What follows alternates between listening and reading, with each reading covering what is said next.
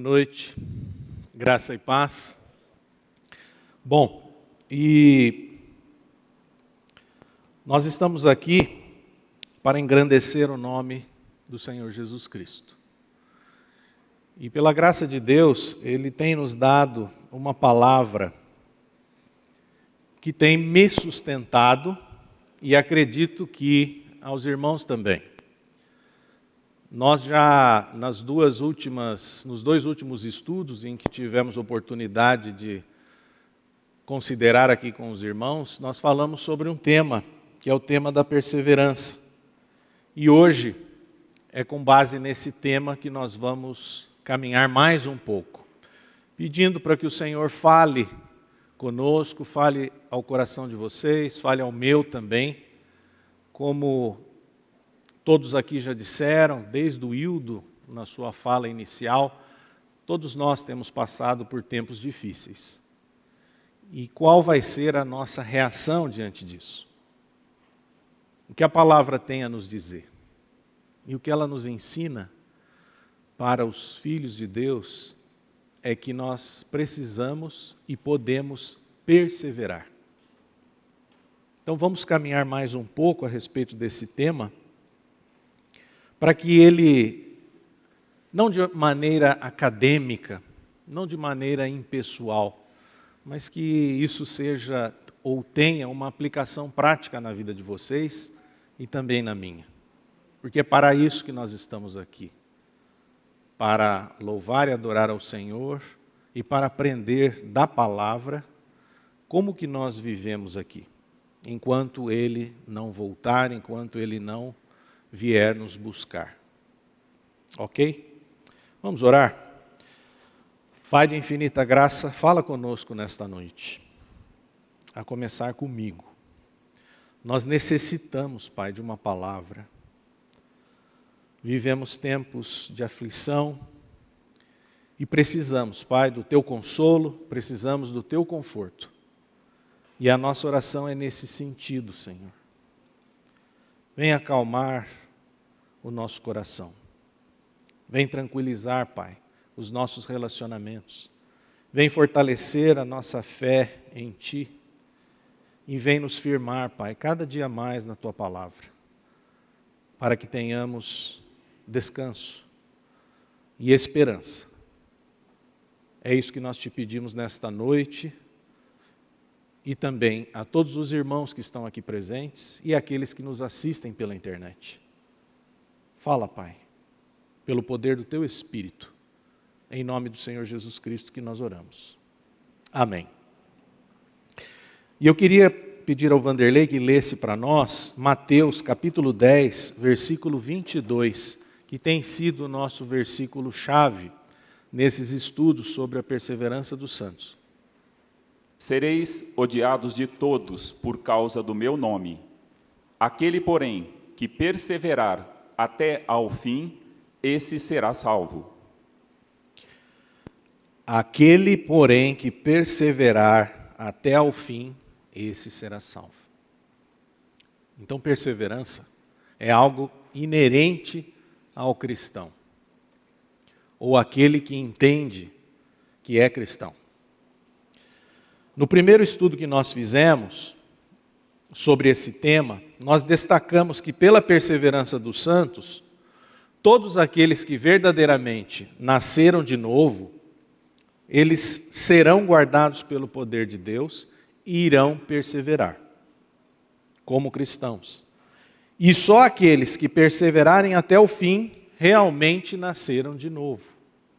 É interessante isso, nós expusemos isso aqui, e é uma questão que são duas questões que andam juntas. Se você nasceu de novo, isso significa que você pode perseverar.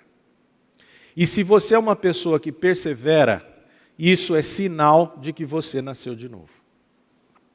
E nós tratamos aqui de alguns equívocos com relação ao que não é perseverança, e tratamos também de uma questão. Não há como nós escaparmos do sofrimento. No segundo estudo que nós fizemos, nós destacamos uma outra questão. A maneira como nós reagimos às circunstâncias da vida vai demonstrar o que nós somos e naquilo que nós cremos ou naquilo que nós acreditamos. E falamos também que a perseverança significa dizer que a sua vida, ela não será necessariamente como você deseja, como você ambiciona, mas como Deus deseja para você. Por uma questão bastante simples: Deus é soberano.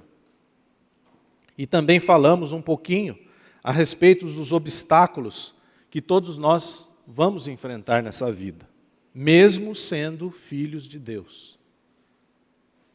Por quê?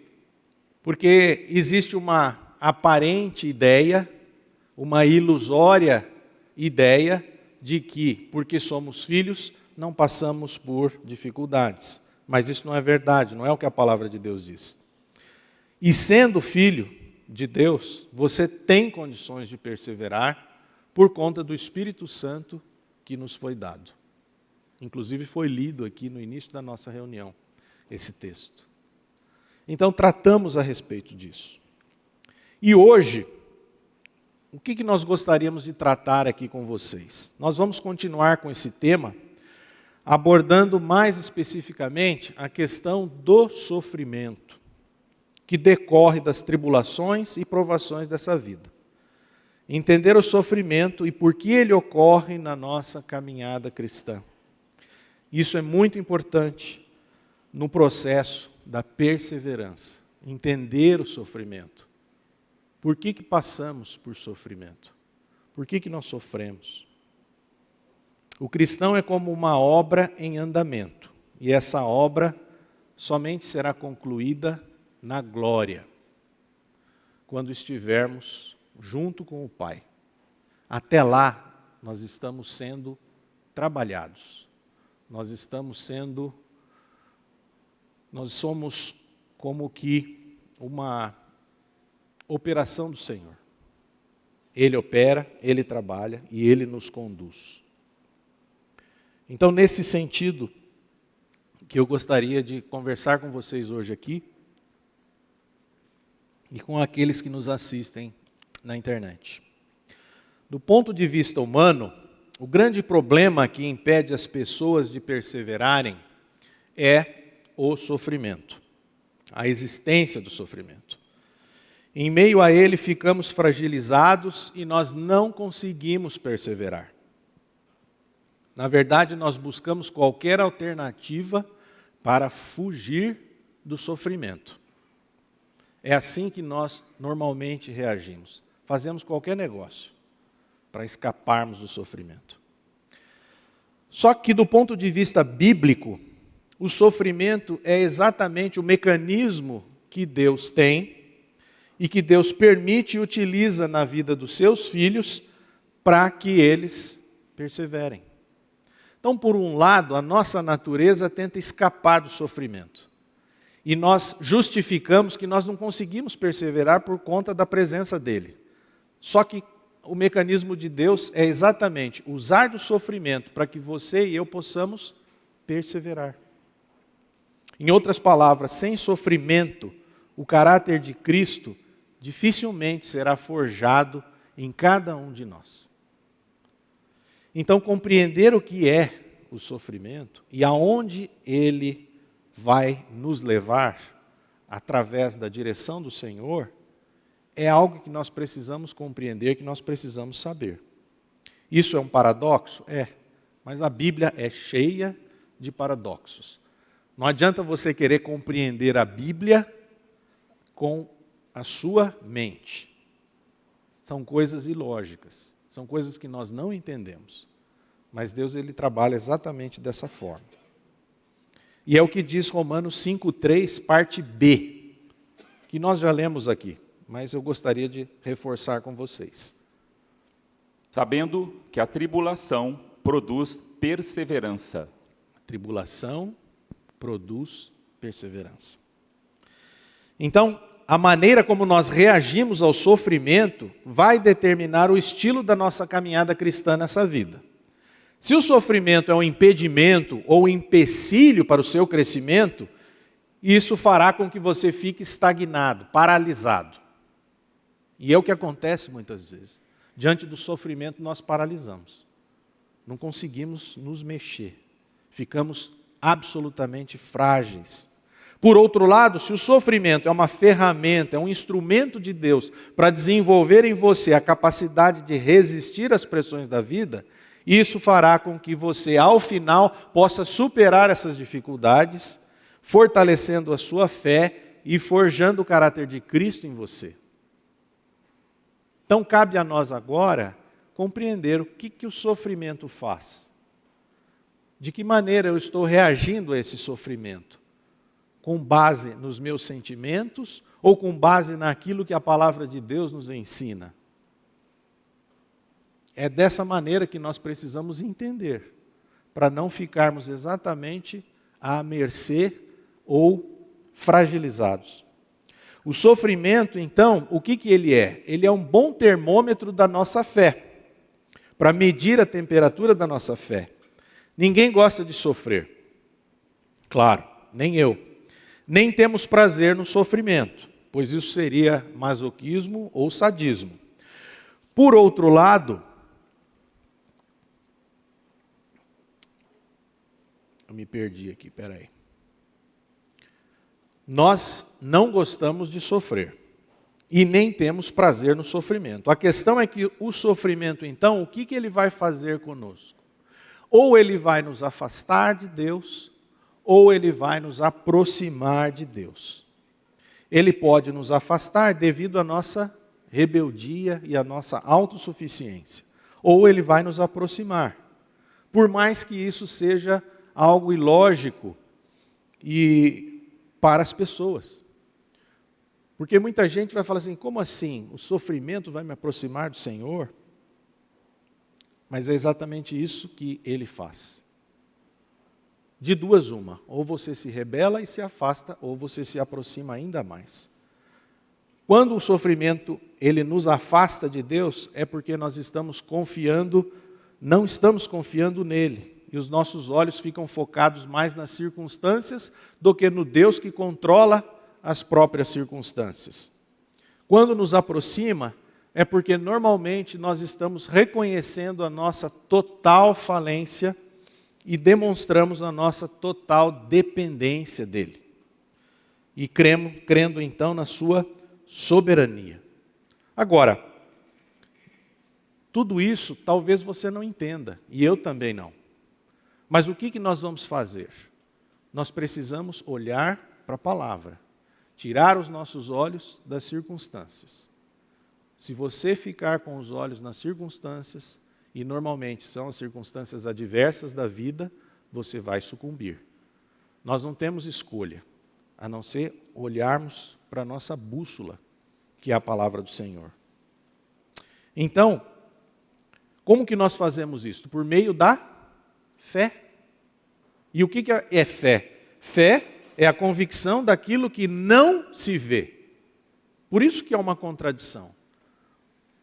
Ou, de certa maneira, até algo lógico, que eu estou falando aqui, né? Você tira os olhos das circunstâncias e põe, pela fé, os seus olhos na palavra. E a fé é a convicção daquilo que você não está vendo. Por isso que se diz que o justo viverá pela fé. Então, todos nós já observamos como é difícil nós pensarmos em Deus quando tudo está indo bem. Quando tudo está indo bem, dificilmente você pensa em Deus. Dificilmente você olha para Deus. Dificilmente você agradece a Deus. Eu sei que você pode dizer, não, Fernando, eu não sou assim. Eu sou uma pessoa grata. Mas a nossa natureza, muitas vezes, quando as coisas estão indo tranquilas, ela tira os nossos olhos do Senhor. Isso acontece normalmente, por quê? Porque nós buscamos a felicidade como o alvo final das nossas vidas. E quando isso acontece, quando nós depositamos a nossa confiança nos recursos aqui deste mundo, buscando a felicidade como alvo final, nós estamos, de certa maneira, confortáveis. Nós estamos indiretamente buscando uma vida relativamente satisfatória. Por isso, então, mas isto que eu quero dizer é que isso é algo ilusório. Então, quando tudo está indo bem, talvez é porque nós estamos colocando, depositando a nossa confiança em coisas mundanas, que trazem relativamente uma vida de satisfação para nós. Agora, o que a Bíblia vai dizer a respeito disso? O que a Bíblia fala a respeito da verdadeira felicidade?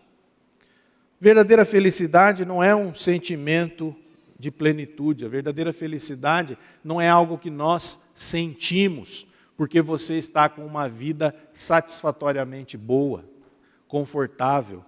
Felicidade não é isso, biblicamente falando. A felicidade verdadeira decorre de uma nova identidade. Quando nós ganhamos essa posição nova em Cristo. Quando nós entendemos que fomos, através ou por meio da cruz de Cristo, adotados na grande família de Deus. É essa nova identidade. Agora eu sou o Fernando Prison, tenho uma identidade. Meu RG está escrito lá, meu nome e minha filiação. Mas quando o Senhor vem e opera na minha vida, me regenera, Ele me tira de uma posição e me coloca em outra. Agora eu me torno, por meio da cruz de Cristo, o quê? Filho de Deus. Agora eu tenho uma paternidade. E é essa nova paternidade que vai trazer para nós a verdadeira felicidade. É isto, uma vida nova em Cristo. E essa nova identidade implica o quê? Num relacionamento vívido com Deus, de consequências eternas.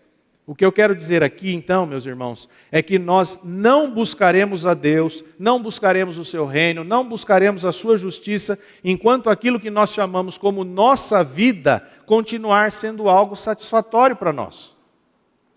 Enquanto aquilo que você acha que é seu, o seu espaço aqui nesse plano material, enquanto isso estiver dando para você essa satisfação transitória, dificilmente você vai buscar ao Senhor. Então qual que é o método de Deus? Se nós normalmente não o buscamos quando a nossa vida está relativamente boa e satisfatória. O método de Deus, ao trabalhar no nosso interesse, e para corrigir a nossa rota, retornar a nossa vida para os trilhos, é exatamente tornar a nossa vida menos satisfatória.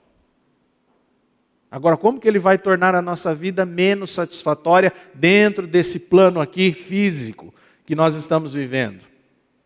Ele faz isso ao nos privar de tudo aquilo que consideramos como uma fonte de felicidade nessa vida terrena, mas que aos olhos do Senhor é uma fonte falsa e ilusória. É assim, Ele vai nos privando de certas coisas, para produzir em você um certo desconforto. E o que torna a nossa vida menos satisfatória, vocês sabem o que é? É o sofrimento. É isso. Então, sofrimento é o mecanismo que Deus usa para nos privar de certas coisas que nós confiamos, achando que nessa vida nós temos tudo aquilo que nós necessitamos.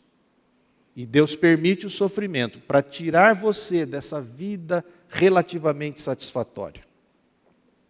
Então, olhar para o sofrimento e poder enxergar a ação de Deus em nosso favor, representa o ápice da maturidade cristã. Só que nós não funcionamos assim, essa que é a verdade. Não somos assim. Não é isso que acontece conosco na maioria das vezes. Considerando que ninguém gosta de sofrer, e obviamente não há bem nenhum no sofrimento em si mesmo, nós não estamos dizendo que o sofrimento em si, ele é bom.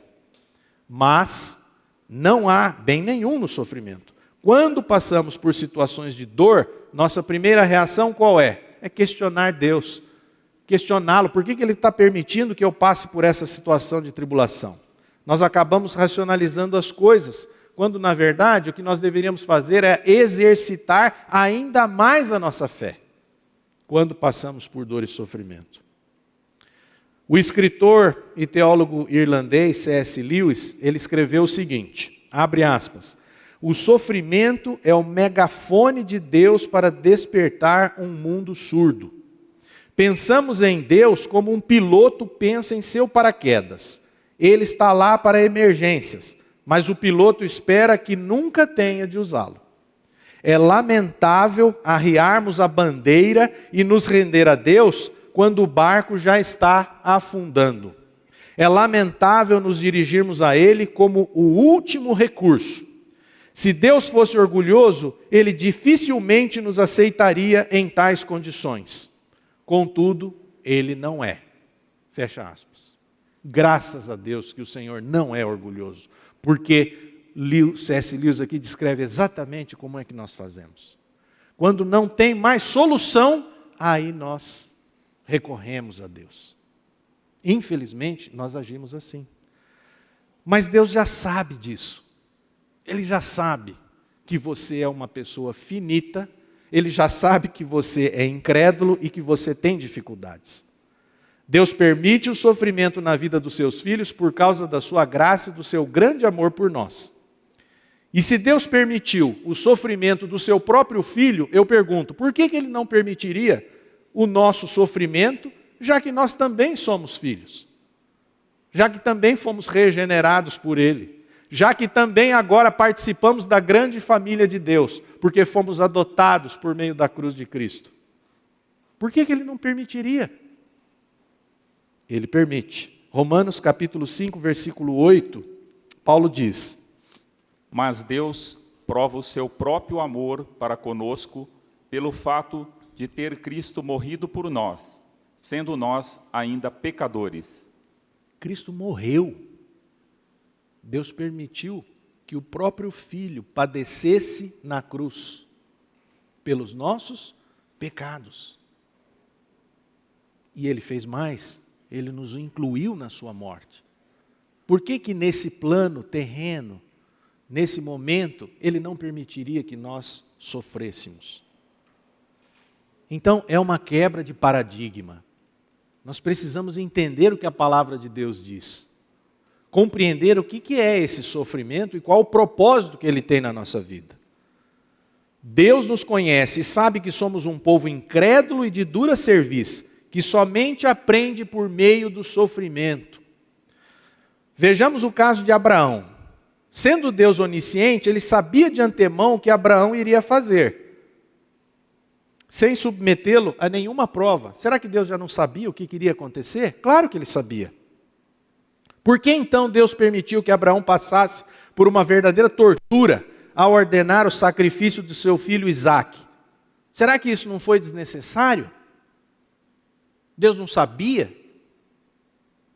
Vamos ler Gênesis 22, versículos 1 e 2. Depois dessas coisas, pôs Deus Abraão à prova e lhe disse: Abraão, este lhe respondeu: Eis-me aqui. Acrescentou Deus: Toma teu filho, teu único filho, Isaque, a quem amas, e vai-te à terra de Moriá.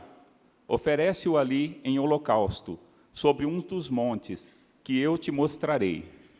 Deus pôs Abraão à prova. Mas Deus não sabia o que ia acontecer? Sabia.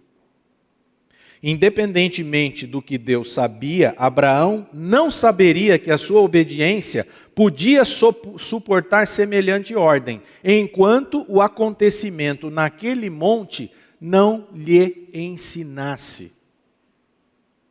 Deus sabia todas as coisas, mas Abraão não sabia que ele seria capaz de suportar tamanha dor e tamanho sofrimento. Foi uma verdadeira tortura.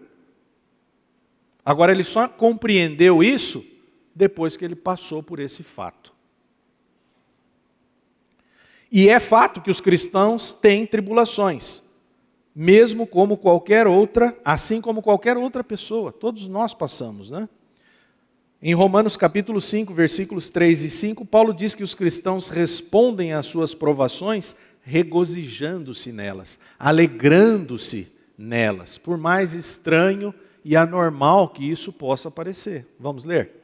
E não somente isto, mas também nos gloriamos nas próprias tribulações, sabendo que a tribulação produz perseverança. E a perseverança, experiência. E a experiência, esperança. Ora, a esperança não confunde, porque o amor de Deus é derramado em nosso coração pelo Espírito Santo que nos foi outorgado. Eu tenho uma versão aqui, Vanderlei, que diz assim: também nos alegramos ao enfrentar dificuldades e provações, pois sabemos, é o mesmo verbo. E depois no versículo 5 ele repete: pois sabemos quanto Deus nos ama, uma vez que Ele nos deu o Espírito Santo. Então, ele usa o verbo aqui, saber. E essa é uma questão crucial para nós. Compreender esse verbo. Ele está dizendo, sabemos. E quando eu e você ignoramos o que a palavra de Deus diz, é aí que nós padecemos. Então ele está dizendo, olha para o texto, sabemos. A passagem diz saber. Paulo está dizendo que os cristãos alegram-se ao enfrentar dificuldades porque sabem alguma coisa. É uma questão de conhecimento. Saber é importante porque o conhecimento é o segredo de todo o restante da frase. Saber. Os cristãos se alegram com o sofrimento por causa do que sabem sobre isso. E quando lemos o que Paulo diz em Romanos 8, 28, entendemos que o sofrimento também coopera para o bem daqueles que amam a Deus. Ou melhor dizendo, que Deus faz todas as coisas cooperarem para o bem daqueles que o amam, incluindo os males que afligem a cada um de nós. Nós vamos ler o texto aqui de Romanos 8, 28, mas o que eu quero que vocês se atentem é que é uma questão de você saber. Não é uma questão de você sentir. Enquanto você estiver buscando um sentimento para que o teu sofrimento seja superado, você não vai superar esse problema, você não vai superar esse sofrimento. Você tem que saber o que a palavra de Deus diz e por que o Senhor permite, muitas vezes, que o sofrimento nos aflija. Vamos ler Romanos 8, 28? Sabemos que todas as coisas cooperam para o bem daqueles que amam a Deus, daqueles que são chamados segundo o seu propósito. Sabemos, mais uma vez, você sabe disso? Que todas as coisas cooperam para o bem daqueles que amam a Deus e são chamados segundo o seu propósito? Ou numa outra versão, você sabe que Deus faz todas as coisas cooperarem para o bem daqueles que o amam? Você sabe disso? Ou você está esperando algum sentimento? A questão é conhecer a palavra. E, obviamente, pedir que Deus a revele ao nosso coração. Mas é importante saber. Se ignoramos a palavra, nós vamos padecer. Então, sabemos. O que Paulo está dizendo é que o sofrimento cumpre certos propósitos de Deus na vida dos seus filhos.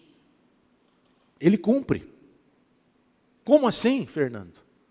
Através de sofrimento ele cumpre os propósitos? Sim. Por quê? Porque a nossa tendência é ficar numa zona de conforto. E quando estamos relaxados, com uma vida relativamente satisfatória, e quando tudo está indo muito bem, você e eu não pensamos em Deus. Então, o mecanismo de Deus é acionado. E Ele nos priva de certas coisas, para quê? Para que nós possamos voltar a nossa face a Ele. E tem um autor que eu tenho acompanhado muito e que tem me ajudado bastante na compreensão da graça de Deus, que é o James Montgomery Boyce, é um pastor americano, já falecido, e ele diz o seguinte, ele elenca 5 sofrimentos em que Deus age para cumprir os seus propósitos na vida de um filho dele. O primeiro deles é o sofrimento corretivo. É para nos corrigir mesmo. E esse talvez seja o sofrimento, a categoria mais óbvia de sofrimento para um cristão, que é a correção do Senhor. Ou vocês acham que o Senhor não nos corrige? Nós somos filhos. Deus usa essa relação de pai e filho. Então, o sofrimento tem como objetivo nos levar de volta ao caminho de justiça, quando nós nos afastamos do Senhor. Eu queria ler 1 Samuel, capítulo 15, versículo 22 com vocês. Porém, Samuel disse: tem porventura o Senhor tanto prazer em holocaustos e sacrifícios, quanto em que se obedeça a sua palavra? Eis que obedecer é melhor do que sacrificar, e o atender melhor do que a gordura de carneiros. O que dá mais prazer ao Senhor, sacrifícios ou obediência? É a obediência. O que Ele requer de nós é a obediência à sua palavra. É isso que Ele deseja. Agora, o que acontece quando nós desobedecemos? Ele vai nos corrigir, vai nos trazer de volta para o caminho correto. É a mesma coisa que acontece na relação nossa com os nossos filhos. Quem tem filhos e quem ama os seus filhos faz o quê? Corrige os seus filhos no momento apropriado ou deixa os seus filhos viverem do jeito que eles querem, inclusive em rebeldia e desobediência? Por que vocês acham que com relação aos nossos filhos, com relação aos meus filhos, eu vou corrigi-los e isso é normal. Mas em relação a Deus, comigo, Ele não vai me corrigir se eu estiver andando por um caminho tortuoso. Ou se eu estiver em desobediência. A relação é a mesma. Então, isso é muito simples de nós entendermos. Vamos ler Provérbios capítulo 3, versículos 11 e 12. Filho meu, não rejeites a disciplina do Senhor, nem te enfades da sua repreensão. Porque o Senhor repreende a quem ama, assim como o pai ao filho a quem quer bem.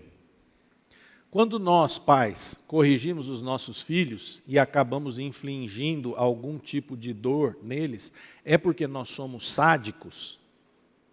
É porque nós temos prazer na correção deles? Você tem prazer quando você corrige o seu filho e ele sofre por conta disso? É evidente que não. Só que Deus age da mesma maneira. Esse é o sofrimento corretivo. Um outro tipo de sofrimento é o sofrimento para a glória de Deus. Que sofrimento é esse? Uma segunda razão importante para o sofrimento na vida de alguns cristãos é a glória de Deus. Em João capítulo 9, nós lemos sobre a cura de um homem que era cego de nascença. O cego estava aparentemente sentado em um dos portões do templo quando Jesus e seus discípulos passaram. Os discípulos cometeram um grave erro de supor que os sofrimentos daquele homem fossem o resultado de alguma relação pessoal com o pecado. Mas não era. E Jesus estava ensinando que a única causa daquele homem ter passado muitos longos anos de sua vida em cegueira foi para que, naquele momento, Jesus pudesse curá-lo e, assim, esse fato trazer glória para Deus. Vamos ler João capítulo 9, versículos 1 a 3. Vanderlei, por favor. Caminhando Jesus, viu um homem cego de nascença. E os seus discípulos perguntaram: Mestre, quem pecou? Este ou seus pais, para que nascesse cego? Respondeu Jesus: Nem ele pecou, nem seus pais, mas foi para que se manifeste nele as obras de Deus. A nossa mente é limitada. Talvez você ache que isso era uma injustiça de Deus deixar que aquele homem, até aquele momento, tivesse uma vida difícil, por conta da cegueira. Mas é o que a palavra de Deus está dizendo, e é o que Jesus Cristo disse, para que o nome de Deus fosse glorificado através da cura de Jesus naquele episódio, naquele determinado momento. Ele sofreu? É evidente que sofreu. Mas logo que foi curado, eu fico imaginando a alegria desse cego. Mas a verdade é que ele realmente sofreu. Um terceiro tipo de sofrimento que cumpre o propósito de Deus na vida dos seus filhos é aquele sofrimento que nós encontramos em Jó, que é um sofrimento para quebrar o orgulho e a justiça própria. Será que Jó sofreu? O que vocês acham? A história começa com Jó como um homem feliz e favorecido, como uma boa família e muitos bens. Vamos ler Jó, capítulo 1, versículo 1. Havia um homem na terra de Uz, cujo nome era Jó, homem íntegro e reto, temente a Deus e que se desviava do mal. Tinha alguma coisa de errado com esse homem? Eu gosto muito desse versículo, principalmente quando nós nos comparamos a ele. Talvez você se compare, fala, nossa, um homem íntegro, reto. Talvez você olhe para alguém e fale assim, nossa, eu conheço um cara igual Jó. Íntegro, reto, temente a Deus e que se desvia do mal. Como assim Deus permitiu tudo o que aconteceu com ele? Desculpa. De repente, Jó sofreu a perda de seus muitos rebanhos e a morte de seus 10 filhos. E ele nem sabia o porquê. Quando o sofrimento chega, muitas vezes nós queremos saber o que motivou aquele sofrimento. É a primeira coisa. Por que eu estou sofrendo, né? O livro de Jó examina o sofrimento de um homem que enfrentou dificuldades exatamente porque ele era o quê? Irrepreensível. Ele era irrepreensível. E aí ficou aquela discussão de Deus e Satanás. Os amigos de Jó imaginavam que ele era culpado de algum pecado desconhecido. Tentaram convencê-lo a se arrepender, mas Jó não aceitou essas explicações simplistas. Então entra em cena Eliú, para dizer que Jó se achava mais justo que Deus. Jó 32, verso 2. Então se acendeu a ira de Eliú, filho de Baraquel, o Buzita, da família de Rão. Acendeu-se a sua ira contra Jó, porque este pretendia ser mais justo do que Deus.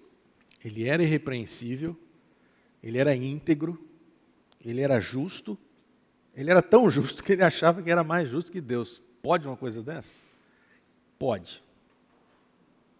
Pode, porque se você parar para pensar, e se você olhar, se você for sincero, olhar para a sua vida, talvez você já tenha feito essa pergunta para Deus. Você falou, Deus, por que eu estou sofrendo desse jeito?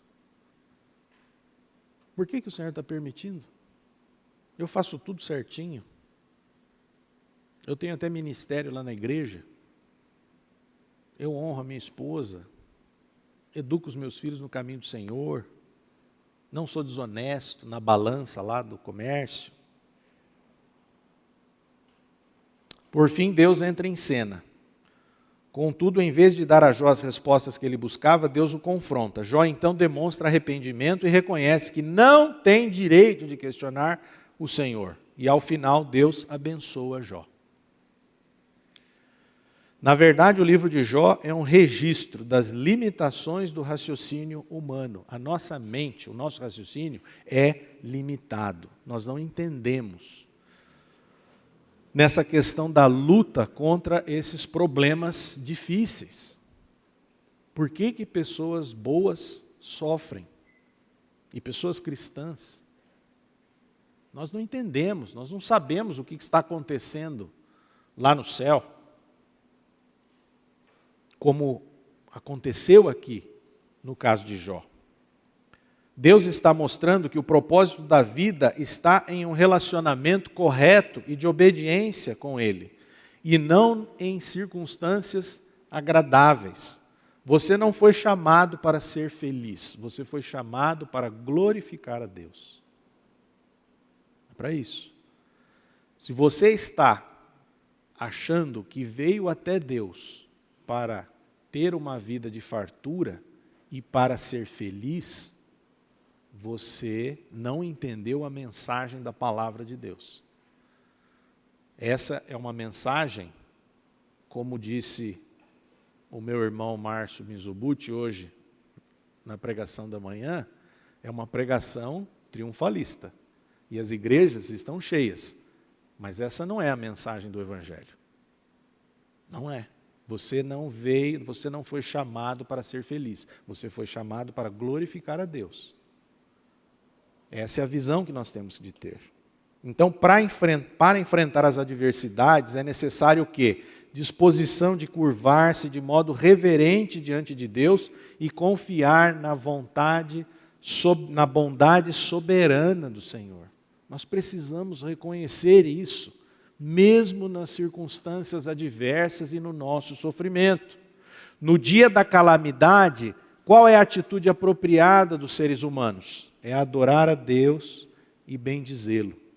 Mesmo que a dor seja intensa e tudo pareça confuso.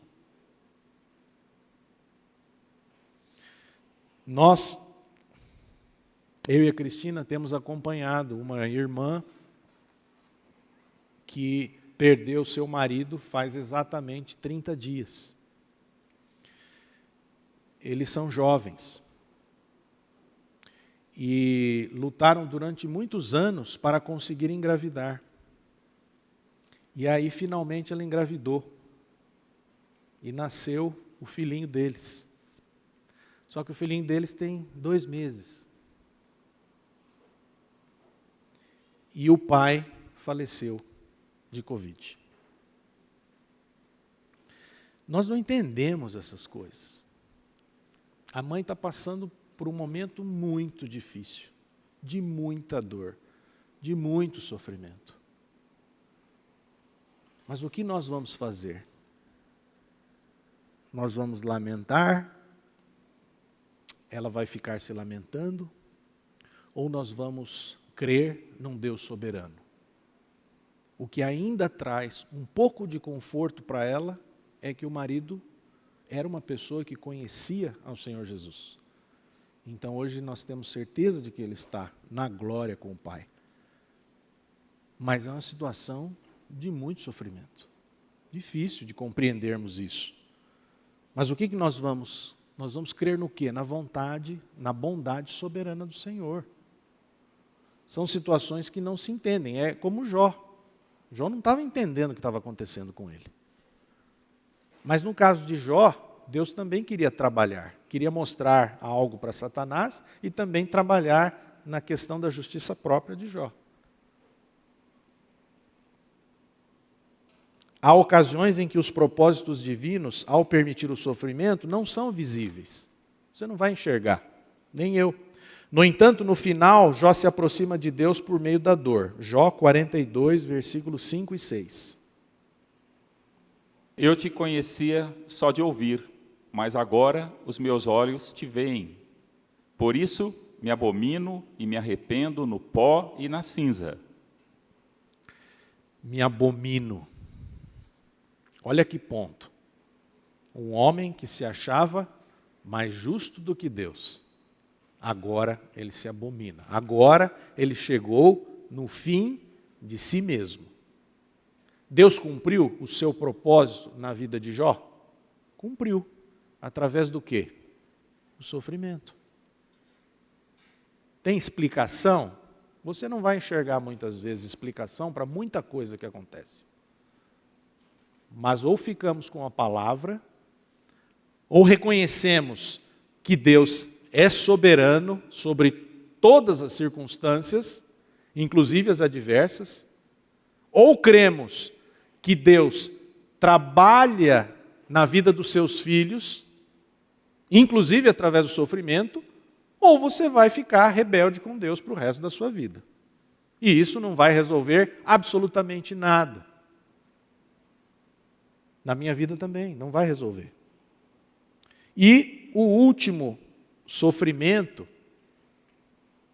para atingir o propósito de Deus, na visão do James Boyce, com o qual eu concordo, é o sofrimento construtivo. E nós tivemos oportunidade aqui de falar um pouquinho mais na nossa última mensagem. Esse quarto propósito é o que Paulo nos apresenta em Romanos capítulo 5, versículos 3 a 5. Que Deus usa os nossos problemas, as provações, as tribulações, para forjar em nós o caráter de Cristo. Vamos ler? E não somente isto, mas também nos gloriamos nas próprias tribulações, sabendo que a tribulação produz perseverança, e a perseverança, experiência, e a experiência, esperança. Ora, a esperança não confunde, porque o amor de Deus é derramado em nosso coração pelo Espírito Santo que nos foi outorgado. A tribulação produz perseverança. A palavra grega aqui é upomone, que é a capacidade de resistir às pressões. A perseverança produz experiência. A palavra aqui é dokimê, que é o caráter aprovado, o caráter de Cristo. E a experiência produz esperança. A palavra aqui é elpis, que é o regozijo e a expectativa confiante da eterna salvação. É o quê? É um sofrimento construtivo. O Senhor vai construindo algo nas nossas vidas. Tribulação produzindo perseverança, perseverança produzindo experiência e a experiência produzindo esperança. E agora, já caminhando para o final, eu queria lembrar aqui de um personagem bíblico. E depois de tudo aquilo que nós pudemos aqui meditar, eu gostaria que você tentasse rememorar através dessa história. É um fato histórico, não é uma história, é uma história que muitos de vocês já conhecem, mas quem não conhecem, vocês podem depois ler isso a partir do capítulo 37 de Gênesis, que é a história de José. José representa bem tudo isso que nós estamos conversando aqui nesta noite. A história de José mostra como Deus controla as circunstâncias, sejam elas boas ou más. Além do propósito de Deus, a maior parte do qual foi escondido de José, porque José não entendia o que estava acontecendo, por um tempo, ninguém suspeitaria que Deus estivesse fazendo algo de bom em favor de José, pelo tanto de sofrimento que ele padeceu. Ele era um jovem favorecido por seu pai, talvez com um futuro brilhante. O pai amava muito José. Seus irmãos, por conta disso, o odiavam e o invejavam. Eles conspiraram para acabar com a vida de José. E logo no início eles fizeram o quê? Jogaram José numa cisterna seca para que ele morresse ali. Mas depois passou uma caravana de midianitas e os irmãos então resolveram fazer algo, não sei se era pior, né? Venderam o próprio irmão como escravo, aproveitando-se daquela oportunidade. E por sua vez, os midianitas venderam uma segunda vez José como escravo. O que vocês acham? Vocês imaginam que José estivesse sofrendo? Vocês imaginam? Ele tinha certeza do amor do pai dele por ele. A Bíblia fala que ele era muito amado pelo seu pai. Ele tinha sonhos. E naquele momento ele foi primeiro jogado numa cisterna, depois vendido 2 vezes como escravo. E ele só tinha 17 anos. Será que a vida estava sendo difícil para ele? E ele foi vendido como escravo e nem mesmo falava a língua. Mas isso não foi tudo. Por um tempo ele prosperou como escravo de Potifar. Vocês conhecem a história. Depois a esposa de Potifar tentou seduzi-lo, ele recusou, aí foi o quê? Ele foi acusado de tentar violentá-la. E por conta disso foi preso, foi jogado na prisão, onde passou mais 2 anos. Preso por uma acusação falsa, praticamente abandonado e esquecido. O que vocês acham? Vocês acham que José estava sofrendo? Ele não estava entendendo nada. Como muitas vezes nós não entendemos absolutamente nada. Nós só sabemos que estamos sofrendo.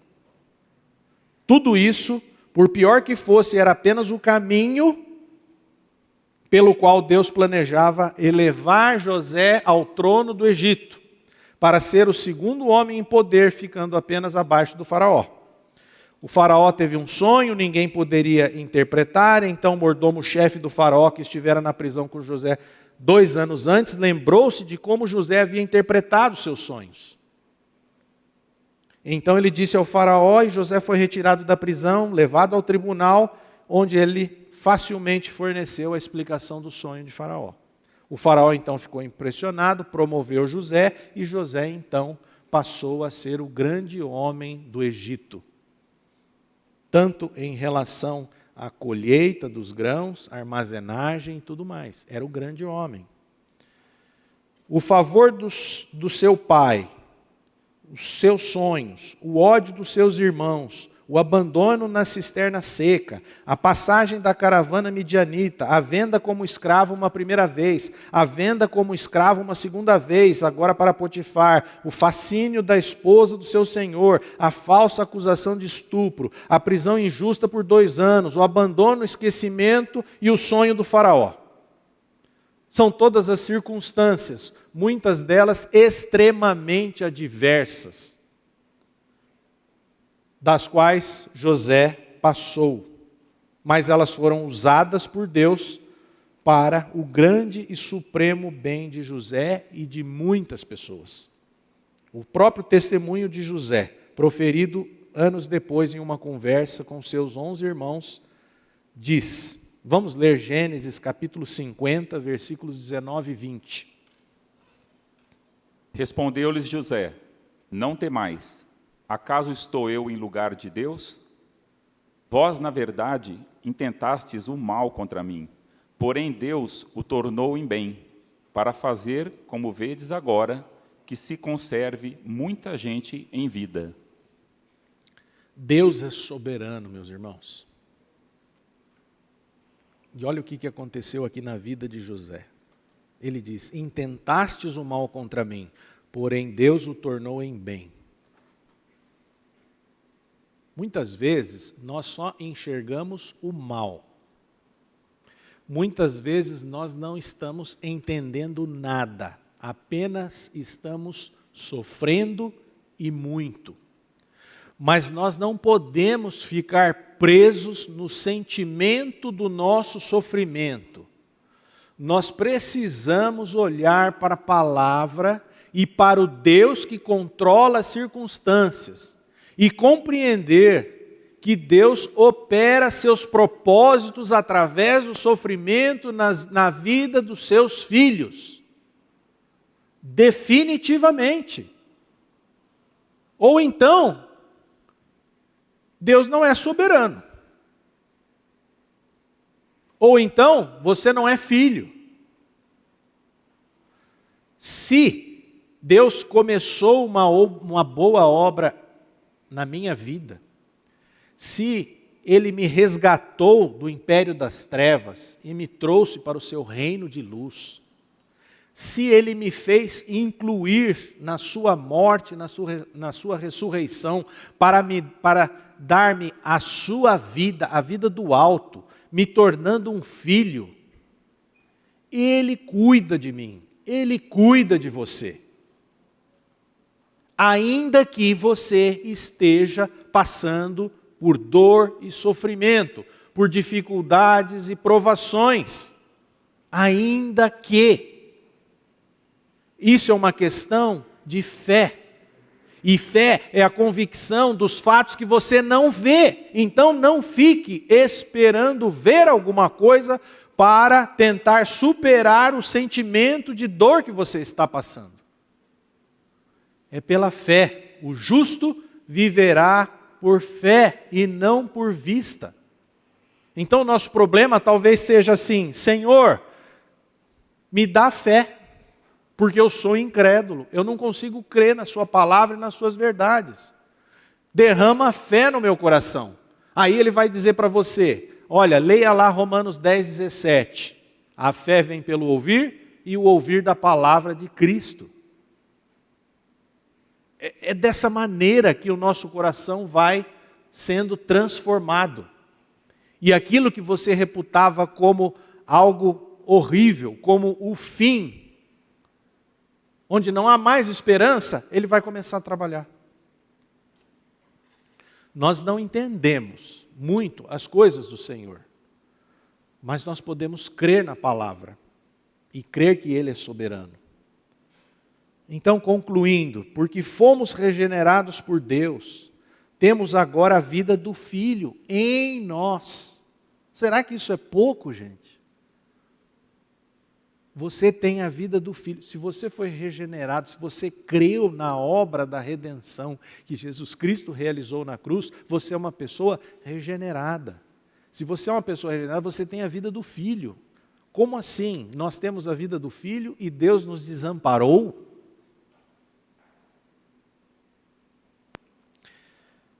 Temos agora a vida do Filho em nós por meio da atuação do Espírito Santo. Não estamos mais entregues à própria sorte, como se o acaso fosse o nosso destino. O acaso não é o seu destino. O acaso não é o meu destino.